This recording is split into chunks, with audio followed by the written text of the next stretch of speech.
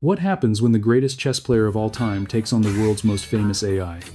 You'd expect a battle of logic, a clash of titans, a tactical masterpiece. But what we got instead was a descent into absolute chess fever dream. In this game, Magnus Carlsen plays blindfolded while spinning in a chair, but that's not even the craziest part. His opponent, ChatGPT, starts playing moves that don't just break the rules, they break the laws of physics. We're talking about kings moving like knights and pieces rising from the graveyard. Stay tuned, because by the end of this game, the board doesn't just look like a mess, it looks like a glitch in the matrix. Magnus opens with 1. H4, known as the Kadas Opening. This isn't a Grandmaster's weapon, it's a psychological jab. Magnus is essentially saying, I don't need a center to beat a language model. He's testing to see if the AI understands the fundamental principles of the game. ChatGPT responds solidly with D5, claiming the center. For the next few moves, we see a semi-normal setup.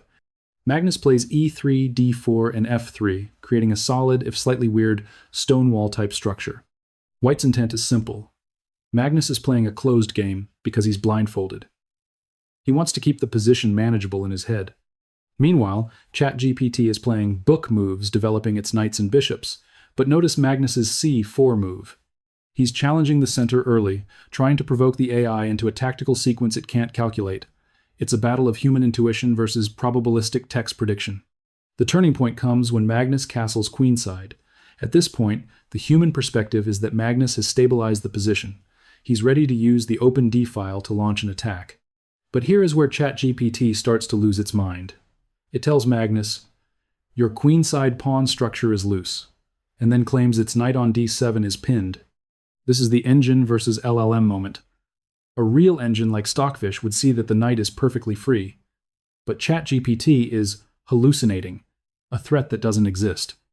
Magnus senses the confusion and decides to blow the game open with Nay6. This knight is jumping into the heart of the enemy camp like a Trojan horse made of pure code. Magnus is sacrificing a piece for a devastating attack on the Black King. In a human game, this would be a calculated risk. Against ChatGPT, it's like throwing a wrench into a blender.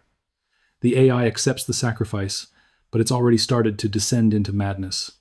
Now, the game enters a tactical Twilight Zone. Magnus is playing perfectly, even while blindfolded, converting his advantage.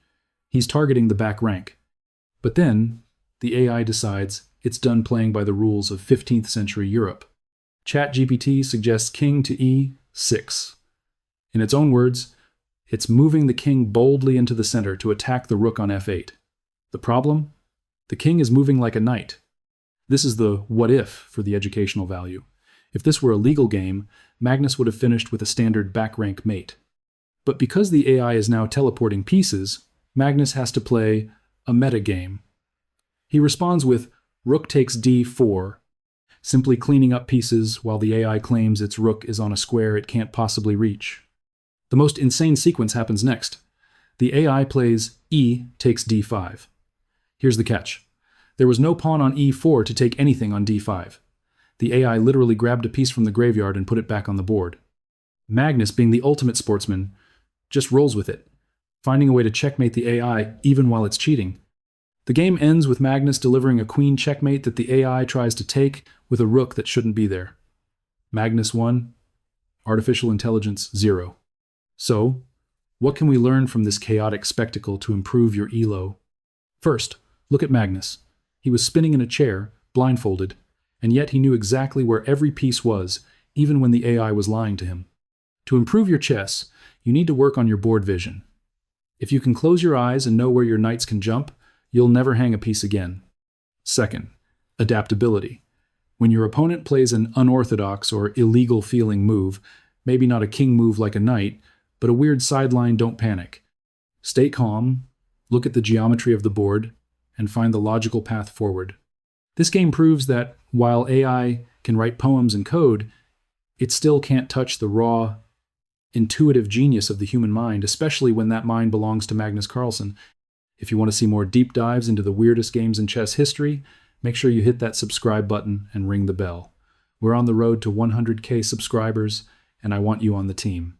Checkmate the like button, and I'll see you in the next one.